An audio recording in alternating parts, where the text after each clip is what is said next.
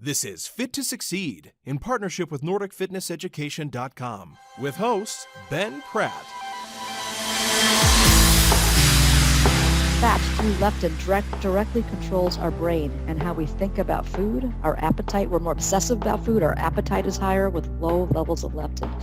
So for all your clients who are losing weight, their drive to eat is much higher.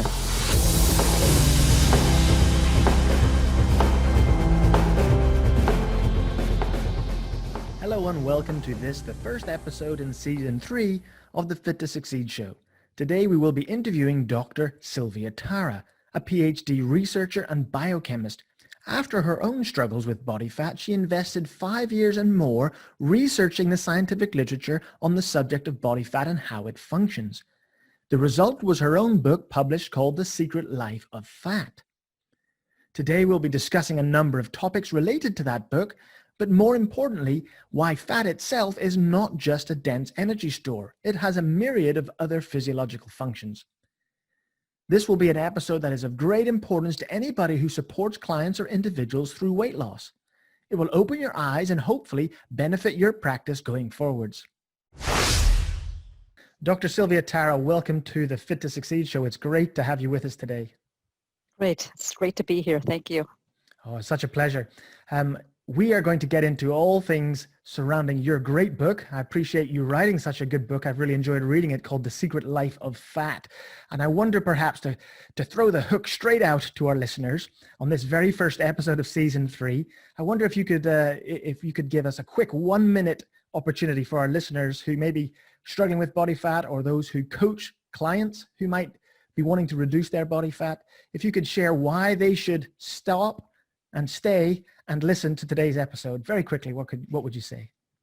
It's a really good episode for people who coach and train. So body fat behaves a little bit differently. Our bodies react to it differently depending on who you are. It's very individual for all kinds of reasons. Different people, right? Male versus female, old versus young, even racial differences. We metabolize fat differently and we store our fat differently. And there's different forces in all of us that affect how fast or slow we can lose weight. So really important as we age, hormones come into play. For some races, fat is stored differently. Women metabolize and store fat completely differently than men. And so for your clients, depending on who they are, right, what their profile is, they could have a pretty easy time losing fat. It could come off quickly, or you might have to adjust your expectations with your client on how long it's going to take. It's a very tough struggle for some, and it's not for lack of effort. They're not cheating on their diet. They're not necessarily not exercising, but their bodies will hold on to fat much more than others. And so it's really important actually for trainers and coaches who work in weight loss to know the individual nature of our adipose tissue. Yeah, I mean, that's that to me as a trainer in the past sounds a pretty important thing to know, that what I'm getting from you is that it's not a one-size-fits-all approach to managing body fat if you're trying to reduce that there's actually some nuances that need to be understood. Is that what you're suggesting? Absolutely. And so for some of if you have say a middle-aged woman who's had a couple of kids, she's going to lose weight at a much slower rate than a younger male. And so you have to adjust your expectation. You have to coach them through, because they're going to look at other people next to them and say, I'm not losing weight like that. This program's not working for me. That's not so. It is working. But because of our stubborn fat, for her, it's just going to take a really long time. And what's really important is that you help people not get down about it. It's easy to want to just give up. It's not working. It's been a month. I've lost 1 pound. I'm just going to go back to what I was doing. It could take a really long time. And so coaching people through, getting them back on their diet, that's what's really important, having them stay the course. And that kind of coaching will be different depending on the person. Excellent. I really love that thought process to begin this discussion. So let's start with the first really, I think, impactful thing that comes out in your book. And that is that many people know already that adipose tissue is or body fat is a way in which the human body stores energy and harnesses the energy that we eat. But perhaps one of the strongest messages I got from the early chapters of your book was that body fat does so much more than serve as a dormant energy store. I wonder, to try and set us up for further discussion, could you briefly outline what the major roles or purposes are of body fat in human health? It's pretty interesting. It turns out fat is not just fat. So one of its main function is storing calories, that's for sure. It's also an endocrine organ.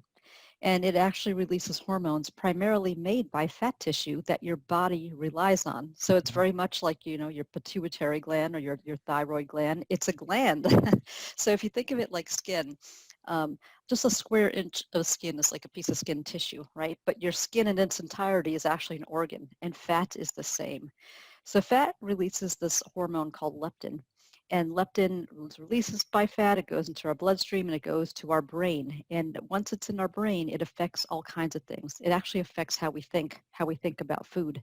Mm. It affects our metabolism. Our metabolism is higher with adequate levels of leptin. It affects our bones. Our bones are denser with more leptin. It even affects wound healing. And if you don't have leptin that comes from fats, right, your skin doesn't heal as well.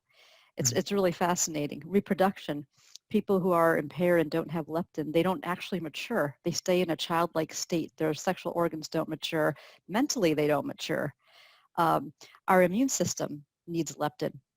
People with anorexia nervosa, they have a lot of these issues. The women stop menstruating, obviously, and they also have a weaker immune system. And so there's so many things that fat is responsible for. Really, reading the book, I think it'll give people a respect for what their fat is. Most of the time people think, well, I have to get rid of my fat at all. By all means, I have to lower my fat. Fat's such a bad thing. Excess fat is a bad thing. Obesity is a bad thing. Healthy level of fat is actually quite important, and it's because it has all these other functions in your body than just storing tissue, storing calories.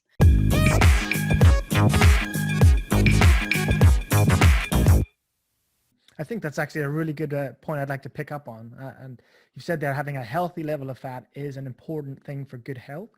And in the health and fitness industry particularly, which many of our listeners come from that field, there does tend to be, and has been for perhaps several decades now, this obsession about reducing body fat to very lean levels so that they can show off their physique. Now, in your opinion, I wonder what would be an appropriate maybe level or percentage of body fat that would be suitable as a range for males or females? Yeah, and I think that's written about quite a bit. So I think it's at 18% for men and like 22% for women or so. But there's actually a wider range than that.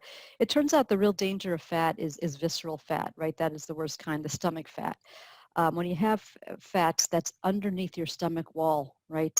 That's not right underneath your skin. So to get into that a little bit more, there's subcutaneous fat, which is that fat right underneath your skin. So your fat in your arms, your buttocks, your legs, that's right underneath your skin. So you mean fat that sits between the muscles and the skin itself? Yes. And then there's visceral fat, and that is fat under the stomach wall, right? And so it's nestled against your pancreas, your internal organs, and that is the dangerous fat to have.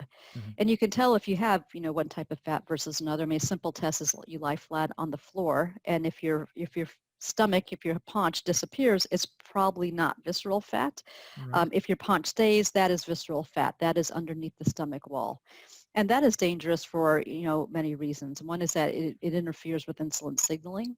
It increases inflammation, and that is really the kind of fat that is most correlated to heart disease, to diabetes. There are, and I write about this quite a bit, sumo wrestlers, right? So sumo wrestlers obviously are very obese. Now, fat releases another hormone called adiponectin, right? This comes out of your fat, and it circulates in your body.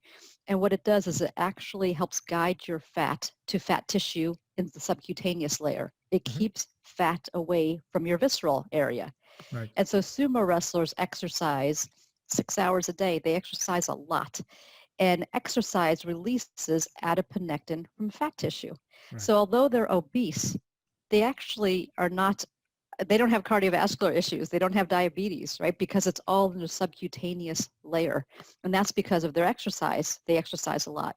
And interestingly, when sumo wrestlers stop being sumo wrestlers and they retire, but they keep their fat, they start to get unhealthy quickly because now it is starting to go to the visceral area. They start to have diabetes and heart disease.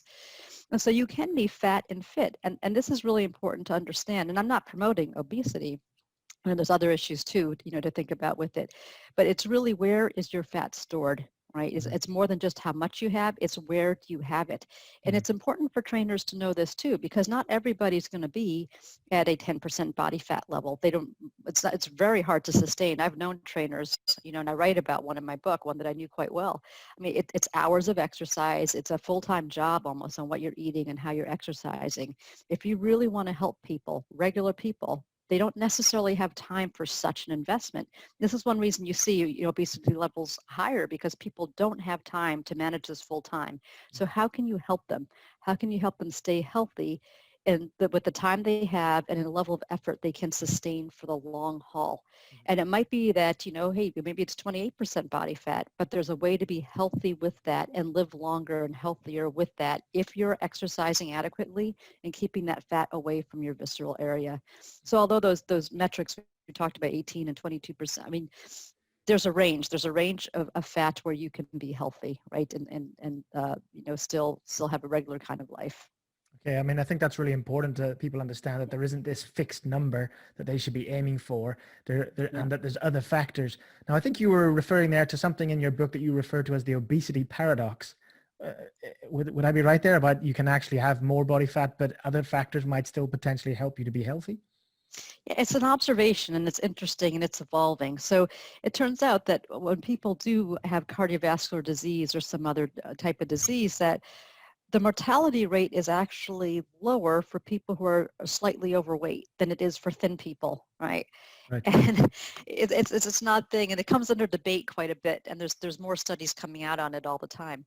But I was talking to a cardiologist actually about this. He did this research, Carl Levy, and yeah, when he thought it was an odd observation, and he actually wrote about it. And when he submitted his paper to the journal said, you have something wrong. This can't be right. We have Mm. such prejudice about fat, that fat is bad and fat leads to death. But in fact, there's been studies of thousands of people, and they find that it's people who are slightly overweight, not obese, right? Obese, they have a worse prognosis as well. But the slightly overweight people can sustain illnesses better in older ages. Interesting. And there's some protective level of fat that means. There's something it's doing. It's a cushion of sorts. So maybe not just for energy, maybe for the Mm. immune system. People don't really know why, but it is an observation. And Mhm. so, and again, like part of my book is about, don't hate your fat. You really have to respect your fat. It's doing more than we think it is.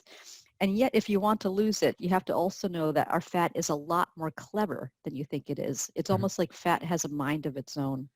Indeed. And there are reasons that it's very hard to lose, and I'm sure we'll go into that in one of our following questions. But ways to think about fat and why it's so resilient that I think particularly trainers should really know more about. Yeah, absolutely. Now, what came to my mind as you were talking about that, about this need to have some fat and it might offer protection, actually was the animal kingdom. And it made me think about hibernating animals who purposefully Yeah. increase their fat stores so that they can make it through a winter. It provides this protective effect. I mean, is there any sort of, I don't know, evolutionary or survival instinct in the human body about having a certain amount of body fat, do you think? It could be. I mean, we're still learning so much, and really fat research didn't really start until, a few decades ago. So we've been researching cancer for a long time. We've been researching the brain for a long time. Fat research only started getting funded when obesity started becoming a national health issue. And that's really Mm. just a few decades ago. So we're really just on the beginning of the learning curve of fat. What is Mm. it? How does it work? And that's why we know what we know right now. And really some of the discoveries I talk about, they were like in the 80s. They're very recent. Mhm. And so I think with more funding and more scientists now looking at obesity and how to manage obesity, we're going to find out even more about fat. And it seems like your body has a set level, a certain set level it's looking for, to know that the environment is good. And you see Mm. this with reproduction. If women if they're too thin, they have a hard time conceiving. And it's almost like your body is taking an inventory of, is my environment healthy and Mm. conducive for having children? And if the fat level's too low, they think, okay, there's not enough nutrition in this environment. We can't reproduce. So there is some kind of like understanding or inventory in your body, it seems to be, where your body sensing, is my environment right? Am I healthy? Should I live or should I Mm. procreate? And that could be happening with obesity paradox. We don't really know. But perhaps when you are having an illness, your body's taking inventory of, yes, I should fight to survive, or no, the environment's not right, and Mhm. therefore, I'm not going to fight this disease as much. It's hard to know, and we'll know more in the decades that come. Excellent. Do you think by any chance that the set point you refer to, it's part of maybe homeostasis, and that might offer a level of individuality, that set point may vary from person to person rather than it being does, this arbitrary figure? It does, but you can change that too. So I know this, is debated as well, that there's a set point and people have a certain set point and you can't get below that set point. Therefore, people who are heavy have to be heavy. I Right. just don't agree with that. You can change your set point. It is an enormous effort. I can tell you that, right? You have to stay at a certain diet, level of exercise and effort for years. But, I have changed my set point in the past. It took a lot of effort. I had to focus. It was, really quite an accomplishment. But, if you notice, gaining weight is hard too. So when I have lost weight and kept it off, like COVID, say, right? So like with COVID, like everybody else, I think I gained a little bit back, but it took a long time. It wasn't easy to gain it back. It really took almost 5 months. So I reached a different set point where my body wanted to stay at a certain weight. And so that set point can change. It is really hard to change it once it gets to a certain level. And really our body does want homeostasis. It wants to stay, and it's good because otherwise, think about it. You would eat something at night, you would gain 3 pounds, your body has to adjust to this new level of fat cells and inventory, all that. You don't want that. It wants to be able to stay at a certain weight. It's important for its own maintenance. And you can change it, but it's not going to be fast. It really waits to see that your environment is permanently changed before some of that weight loss or weight gain will happen. Fantastic. Now, just before we go into maybe a couple of stories that you shared in your book, I wonder if you could just make one clarification for us, and that is that you refer to different types of body fat. Now, we just talked about locations of body fat, so we're not talking here about subcutaneous versus viscera. What we're talking about here is that there's white colored body fat, and then there's darker, kind of what's referred to as brown body fat. I also have read that there's beige body fat as well. I wonder, could you give some clarity as to what the different body fat types are and their purpose? Sure. So there's white body fat, like you said. Now that is the fat we normally think about as our fat, right? That's the one that's storing calories. That's the fat we want to lose when we need to lose weight. But there is brown body fat, and it's around your neck area. It's around your spine. It's around your scalp. And brown fat actually burns calories, interestingly, to produce heat, right? So babies have more brown fat proportionally because their bodies are trying to stay warm and safe. Swimmers will have more brown fat because they're exposed to cold. In fact, it is a weight loss strategy, and my husband tried it. He's a thin guy anyway, but he used to swim in our freezing cold pool every day, and he would eat like a horse. He can already eat a lot. Now he was eating like 2 horses instead. He was staying thin. So part of it's probably metabolism, but I wouldn't be surprised if he increased some of his brown fat stores as well. That helps him burn calories. And then there's beige fat, and this is a very new discovery. And beige fat has the ability to turn brown with exercise. Right. Really? So yeah. So if you exercise, that's going to increase your brown fat stores, which then burns calories. And there's research too about injecting brown fat into white fat to see if it can work. And I think it's nice, that research. And yes, it does work. And so that could be a long-term, as we learn more about it, weight loss strategy. But you can also just exercise and increase your proportions too. Fantastic. It's a good insight, and to see a great benefit of exercise, that how you can potentially modify your body fat towards something that's more metabolically active. I think that's fantastic. Yeah, exercise is really it's a key thing for so many more reasons than you might ever think. So one is obviously weight loss, but bone strength, right? Impact on your bones. In fact, there was a research that just came out that running is actually good for your knees. I know people think it's hard on your knees, but it actually builds bone strength. And actually, healthy levels of fat also build bone strength. But then adiponectin releases with exercise, like we talked about for sumo wrestlers, and that's helping put fat where it belongs, right, in your subcutaneous layer. And then also brown fat, right? You'll get more brown fat with exercise. So other than the obvious calorie burning that exercise has, it's actually changing your body. So really important. And of course, we're learning with, for dementia, that exercise can stave off dementia. So it's a really key part of a person's life. It's definitely worth making time to exercise. Well, I think you're preaching to the choir there with the Fit to Yeah. Succeed show. We absolutely agree that exercise has lots of benefits. Fantastic. Now, you've already mentioned two of the hormones that are produced within the fat tissue and released out, leptin and adiponectin. And we've kind of briefly covered some of the purposes for those. Now, when I went digging around to see, well, how many others there are, you mentioned some more in your book, but I found others. And I came across a list of at least 12 hormones or hormone-like factors that are produced within the body fat. I wonder if you could maybe just provide maybe some other insights as to how some of these other factors can benefit health as a result of our body fat. Yeah, well, one major one is estrogen, right? Fat tissue produces estrogen, and that's one of the reasons too that if you don't have enough fat level, that you can't reproduce.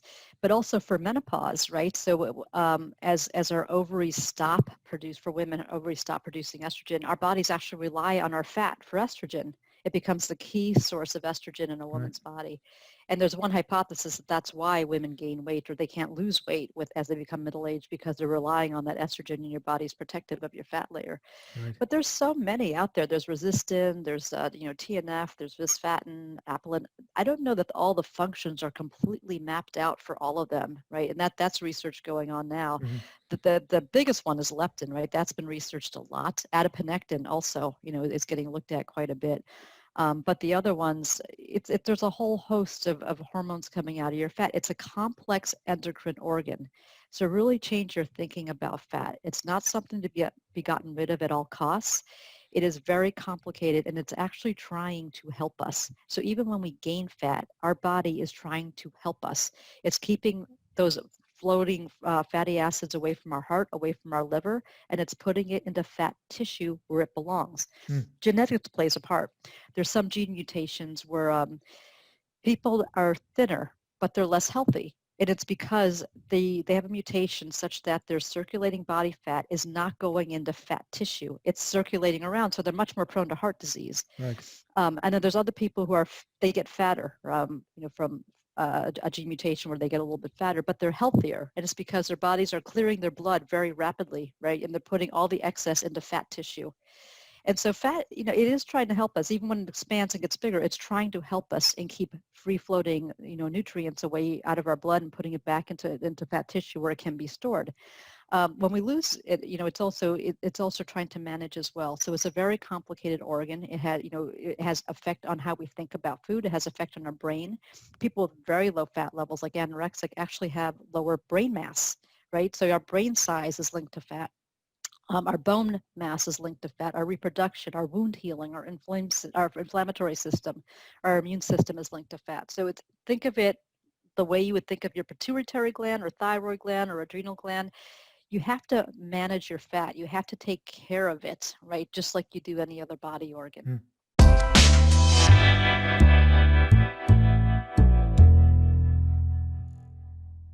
That's great. I appreciate that thought process. Now, in your book, you mention a number of quite rare genetic disorders, as you've just touched on that, and you refer to the faulty physiology that results in some of the genetic disorders and how that's linked to the way the body utilizes or stores or doesn't store body fat.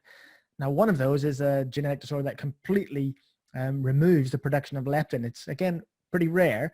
But would you mind very quickly just summarizing that story from your book, and then I've got another point to ask afterwards. Yeah, there's a couple of different, like lipodystrophy. People don't have a lot of fat and therefore don't have a lot of leptin. But then there's other genetic mutations where their fat is not producing leptin. So it's like a defective hormone, right? A defective gland that's not producing a hormone. So leptin, it turns out, it affects your brain and it affects your appetite. So I've been saying this in the interview that it affects how we think about food. So when you lose weight, this is really important for weight loss. When you lose weight, because fat produces leptin, losing fat, you start to have less leptin, and your body really reacts to lower levels of leptin. And with lower levels of leptin, your brain senses it and it starts to go into overdrive to try to put the fat back on you. Right? So people who are in weight loss mode, they're much more sensitive to food, to images of food. In fact, they do MRI images of their brain when people have lost some weight, say 10% of their weight or so. When they show them pictures of food, people in that weight loss mode react Their brains react much more rapidly and much more to pictures of food than people who aren't in a weight loss mode and still have about the adequate level of leptin or their normal level of leptin. They'll also put more food on their plate, people who are now in weight loss mode, right? It changes our obsession with food, basically. And so when people have a gene defect where they're not producing leptin, they're obsessed with food. They can't stop eating food. And I write about this one girl who I call Layla in the book. She had a genetic defect and she couldn't stop looking for food, even as a child. And it started when she was a baby. And then as she grew, she was obsessed with it. And her parents tried their best to manage it. And no one knew what this was at the time. But they tried to lock the cupboards, they locked the fridge, they made it so she couldn't get at food, and nothing would help. They found her one time, she had broken into a locked freezer eating raw fish. Yeah. Raw frozen fish. I mean, that's how strong the urge is to eat. It doesn't even have to taste good. They are so driven to eat because their bodies think they don't have fat, and that's trying to put it on very quickly. Same thing with lipodystrophy. People who don't produce an adequate level of fat, they also have low leptin levels, and they eat constantly, even though they can't store fat. So all those extra calories ends up in their liver, ends up in other parts of their body. And so leptin, or like fat through leptin, directly controls our brain and how we think about food, our appetite. We're more obsessive about food. Our appetite is higher with low levels of leptin. So for all your clients who are losing weight, their drive to eat is much higher. If you're in good shape and you have been forever, you are in a much different way of thinking about food than your clients who are in the process of losing fat. Their resolve is a little bit weaker around food. They're more driven to eat. Their appetite is higher. They're more obsessive about it. You probably can't even believe what a huge effort it is to sustainably lose weight. I think if they can stay at it, say for 2 to 3 years or so, you get to that new set point and your brain resets itself a bit. But that first year, you can lose weight, but the recidivism is very high for people putting it back on. And there's a lot of great research out there. I read about one man, and a doctor in Australia, Proeto, who did this research. And it's not even just leptin. The ghrelin levels are higher too. And ghrelin is a hormone that comes out of our stomach, and it influences hunger. Ghrelin levels are higher for people who are losing weight. So they're more hungry all around, and your metabolism is lower when you're losing weight. This is another thing leptin does, is it affects metabolism. It binds with muscle. And so when you have less of it, your body goes into a different mode where it starts to become much more efficient in your muscle fiber. And you burn about 22% fewer calories with lower leptin. So you're constantly hungry, your metabolism is lower, your body's trying to conserve, and you're more driven, more obsessive about food. Everything is working against you when you're in weight loss mode. Sounds Your like bodies absolutely. do not want to lose the fat. Yeah. I wonder if, there's still a large percentage of people out there in the fitness industry who always refer to that weight loss is all about calories in, calories out. Now, surely the energy deficit that is needed for weight loss, that is a factor. I don't think we can ignore that. And I'm not saying that it isn't, but it sounds from what you're saying that the answers to weight loss have got to be far more than just applying willpower to exercise more and eat less. What are your thoughts on that? Willpower is actually a really important point, because anytime you change anything about your life, say you want to quit smoking, or, you're trying to stop gambling or drinking, or you want to eat differently, willpower is actually critical, because to make a life transformation, you have to stay on a certain, a paradigm every single day, and your body is going to fight against it. Think about it for people who stop smoking, right? They want that nicotine badly. So the willpower component of that is critical, and it is for food too, especially with everything I just said, that you're going to feel hungrier because of leptin. It's not because you're eating wrong or you're just weak, you're just a weak person. The lower leptin levels are going to drive you to want to eat. And there's diet pills, there's things that can kill to curb your appetite. That can be helpful. But if you don't want to take those, right, then you really are all about, you have to control yourself. It's very difficult. There are ways to help, right? So fiber is one way to help. It makes you more full. And I write about this, in the book. Salads are great. So some very fibrous foods will help fill you. They don't digest as quickly. and they stretch out your stomach. You can eat more of it, and so you stretch out the stretch receptors in your stomach, and that can help. So there's ways to eat to curb that kind of hunger, but no matter what, your body's really going to be driven to eat as you start to lose weight. And I write a whole chapter on willpower, ways to increase it. Willpower is actually it's like a muscle. The more you exercise it, the stronger it gets. And so if you can get into a paradigm of every day the way you eat and keep that willpower, right, that self-control muscle gets even stronger. Your body gets used to it, which is good as well. And you can start to get into weight loss mode. And there's a couple ways, to lose weight loss. One is, what a lot of trainers and bodybuilders do, which is you eat small meals during the day, you eat healthy, but you exercise a lot. That's great if you have the time to do it. And that's where that program can fail sometimes, is if people don't have the time to put in. The other way of doing it, which I think is also effective, is intermittent fasting. And so you just stop eating at a certain time of day, maybe 4 or 5 o'clock, eat no more after that. That long stretch of not eating is actually really helpful. You get more growth hormone, right, with fasting. So growth hormone is a hormone that actually burns fat, and it peaks at night. And so if you can extend that overnight fast, stop eating earlier, eat your breakfast later, you actually get more growth hormone, which helps you. Your body, responds to that. You get more glucagon as well, which burns fat as well. Leptin levels increase at night. Sleep is better a little bit, and so I think your leptin levels are overall higher too with adequate sleep, which you can get when if you skip dinner, right? Go to bed a little earlier, increase your sleep cycle. That helps too. So I think either exercise a lot and eat more, or intermittent fasting is the other alternative. I think that's pretty effective. Yeah, fantastic. We've had some guests on in the past, and we discussed things like restricted feeding windows and intermittent fasting. So we may link up with one of our past episodes on that one. Now, there is a subject I do want to talk about, and I know you've got a great answer on this one before we kind of wrap things up, and that is that excess body fat, being in a state of obesity particularly, is well associated with increased inflammation, heightened immune response, and actually we may have seen this be played out over the last 6 to 9 months with the coronavirus pandemic, where we've seen study after study start to indicate that there is a higher risk for those who are in obese categories. Could you speak on that? Yeah, that's really interesting. And it's all hypothetical. I don't know that the science world knows exactly what's happening. But one factor is what you just mentioned, which is you have a higher inflamed state. And inflammation can be good sometimes because it's trying to address problems in your body and take care of things, but it can also interfere after a while. So if your body is trying to mount an immune response to something like COVID or some other virus, if you have a lower level of inflammation ongoing, it's easier. It can break through that. It can go address the issue. If you're in an inflamed state all the time, right, and then now there's another immune response to, a cut or a virus, it's harder to break through that noise. It's less effective. So people who are obese, and especially with high visceral fat, like I talked about, they have they're in a little bit more of an inflamed state, right? It affects our level of cytokines and different factors in our body. So you're always in a little bit of an inflamed state. So now when your body has to mount a defense, there's just more noise in the system. I mean, that's one reason why fat levels affect our response to a virus, and obesity is bad for it.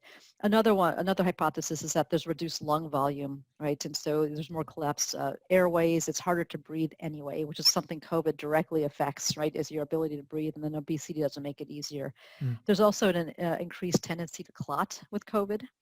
And so that can make it more difficult too, right? If your blood is clotting a little bit more, easier to not get all the oxygen you need as well. And so for all of those reasons, the immune cell, right, the lung capacity, the clotting factors or ability to clot, they're all going to affect how obese people respond to COVID differently than people who are not obese. Mm-hmm. Fantastic. That's a good list of important potential physiological variables that will affect obese people a little more than someone who's a healthier weight. I wonder if we could just finish off with very quickly, do you have 1 or 2 strategies or ideas that people who are trying to support others in their weight loss or in their healthy weight management, might be a better way to view it? What sort of strategies can you quickly suggest that maybe we haven't already covered? Yes, I think people who are fit and have been fit for a long time, especially fitness enthusiasts, like they're they're very strong in their views, and they've managed to get to a good level of fitness, and they're very sure this will work for everyone, and it should be easy. You just get on to the thing that I'm doing and you'll be healthy. So there can be a lot of judgment, I think, with coaches sometimes. You have to understand there's not one diet plan that works for everybody, right? Depending, again, on your client's profile, their age, their gender. Women, we didn't get into this, but it is in the book, women metabolize fat completely differently than men. They also respond to exercise differently. They actually get more ghrelin levels, which causes more hunger. So having women exercise really intensely can have an adverse effect in that they tend to overcompensate with food as well. They work Right? up So an that's appetite. something. They do, and they eat more, right, to compensate for it. Fat has a different function and a different effect in women's bodies, and you really have to know this. So you have to modulate. In fact, I'm working on a course on this now that'll be out, I'm hoping around Christmas time, on exactly how to deal with different, clients differently depending on their where they are on the spectrum as for age and gender, even genetics, right? There's certain races that store fat a little bit differently. All this you have to think about. So, work with them. Don't do a one size fits all. If you have an older woman, right, say who's, had a couple of kids and she's now like, remember her body is now depending on fat for estrogen. It's gonna be more resistant to loss. She'll have a longer time frame to lose 5 pounds. It's gonna take your young male client about a week, 2 weeks to lose 5 pounds. It's going to take this woman a month, Right. right? And so set your expectations. Stay with them, right? The important thing is to really coach them on that diet. So don't let them get frustrated. And it's easy to do. I mean, my husband loses weight quickly. He's never really even gained weight. And before I wrote this book, it was very frustrating. And I thought there's something wrong with me. I'm doing something wrong, right? Like maybe I need to go gluten-free. Maybe I need to do this. Maybe I need to do that. Maybe I need to be, low carb. It was none of those things. It's my body is completely different than his, right? Some of it's genetic. Some of it is racial, I think. Some of it is obviously gender. So really, read the book. That's what I would say. And I don't mean to just plug it. It's just mean that there's so much great information about how different we all are when it comes to weight loss. Your older woman who's having trouble with it, or anyone who's having trouble with it, remember their leptin is lower as they start losing. They are obsessed with food. Their bodies are at lower metabolism now because they have lower levels of leptin. It's responding to that. It's going to take them 3 times the amount of time to lose the same amount of weight as it's going to be for someone who doesn't have that much weight to lose and who's younger on the spectrum. And they're gonna come off their diet more because they're so driven to eat because of low leptin. This is one of the most important things you can do is to forgive, right? We all do this. We come off a diet, get back on. That's the hardest part. There's on the psychology part of the book, I talk about dichotomous thinking. It's where people think, okay, if I didn't succeed today, I failed. So if I didn't get an A, if I got anything less than that, like a B, I failed, and there's no point of staying on. I'm a failure. It's higher in women than it is in men as well, that kind of thinking. Get them right back on. And this is a successful weight loss coaches, and I write about some of them in the book. This is the one thing they do that's really effective. They say, it's okay. You had ice cream. We all do it sometimes. You don't want to remove all the progress you've made so far. Get right back on right now. Forgiveness goes a long way for people that have a hard time losing weight because they'll need to stay on this program for a year. Right? Some of your other younger males will be on this for a month. They'll get back to their target weight. They'll get on with their lives. People with a hard time losing weight will be on this for a year. They need to stay on, and they're going to come off sometimes. And the important thing is to coach them back on, to coach them, let them know this is going to be a longer time frame than the people they're seeing around them, and to stay with it no matter what. So I think that's one of the most important learnings in the book, and really important for your audience, your weight loss coaches to know about. Yeah, I really think so because I mean, I spent a lot of years, coaching and advising and teaching on nutrition, and nutrition tends to be a really, what's the word? People love their tribes.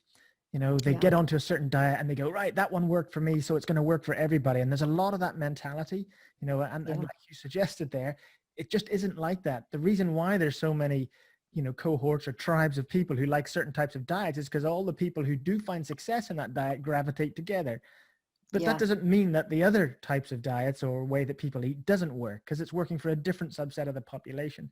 And so I think it's really valuable for people to realize different diets can work for different people, different types of activity can work for different people, and that we need to be willing to adjust and to roll, as the client needs us to coach them and support them towards that goal. That's kind of what I get from that. Yeah, absolutely. And the other thing to think about is psychologically and socially different diets work for different people. So it's not just how our bodies are responding Mm. physically. I remember I worked with a coach for a while, a weight loss coach, and there was so much exercise required in this program. And I'm really busy. I mean, I can work an 80-hour work week sometimes. I don't have time for it. And so it Mm. wasn't really working. So take that into consideration too. I find intermittent fasting is easier. I don't need to worry about exercise as much when I'm Mm. on intermittent fasting as I do when I'm eating, more. Sure. So like, what's their life like? What's their time availability like? And for some people who travel and they're social and they have, business dinners all the time, hey, intermittent fasting's not great, right? Maybe there's other people who have to exercise more because they're in situations where they have to eat. Mm. So keep that in mind. A diet has to work for you, not just physically to where you're losing weight. It has to work for you psychologically, and it has to work for you socially. And sometimes people have a food that, it's part of their culture, it's part of what they do. So like no sugar diets, right? There's no carb diets. If your lifestyle doesn't support that, right, it's going to be really hard to stay on that for the long haul. You will be on this diet forever. Keep that in mind, Mm. right? Once you get to this level, this is important to know. When you have lower leptin, when you reduce your metabolism and you're more driven to eat, that effect doesn't go away for everybody. Some people are like that forever after they lose Right. weight. So you're never really going to come off this diet, for some proportion of people. Find a diet you really like and can sustain for the rest of your life, Yeah, it's a right? And it's worth lifestyle, it not if you do. not not a quick fix, is what you're saying. It's a lifestyle, and that's why self-control does come into play, because it's Right. just like if you quit smoking or you you quit gambling, whatever. It's an everyday thing, and the more you do it, that willpower gets stronger and it'll become easier, but it is a lifetime. Mhm. I have so many more questions I could ask, and probably lots of podcasts say this, but genuinely, we barely scratched the surface of some of the great information in your book. And so I would really encourage the listeners to look it up on Amazon, The Secret Life of Fat by Dr. Sylvia Tara. You can get it instantly by downloading on Kindle. That's what I did. And it's a fascinating read with really great stories, really draws you into the science as well. And so I appreciate your time today and the great book that you've written. Thank you. Great, thank you. Thanks for having me on. If you enjoyed this podcast, please subscribe and share via social media. You can also rate the show on iTunes, Stitcher, or YouTube. If you'd like to know more about us, then check out our range of online courses at www.nordicfitnesseducation.com.